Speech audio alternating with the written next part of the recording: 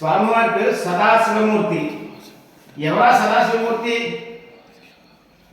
ఇది కలియుగం జరుగుతోంది. అలాగే ద్వాపర యుగం, త్రేతాయుగం అయిపోయినాయి. యుగము అంటే కొన్ని లక్షల కోట్ల సంవత్సరాలకి యుగాంతరం అవుతుంది. అటువంటిది ఈ మూడు ముల్లోకాలు ముందు భూమి మీద మొట్టమొదటిగా అడుగుపెట్టిన స్వామి సదాశివమూర్తి.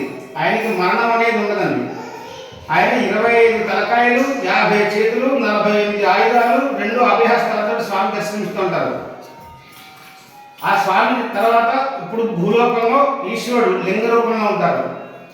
ఇటువైపు కుడివైపు ఉన్నది అమ్మవారు చండికాదేవి. మీరు చండీ హోమం వినే ఉంటారు. శ్రీమాత శ్రీ మహాలక్ష్మి శ్రీమత్ సింహాసనేశ్వరి అంటారు.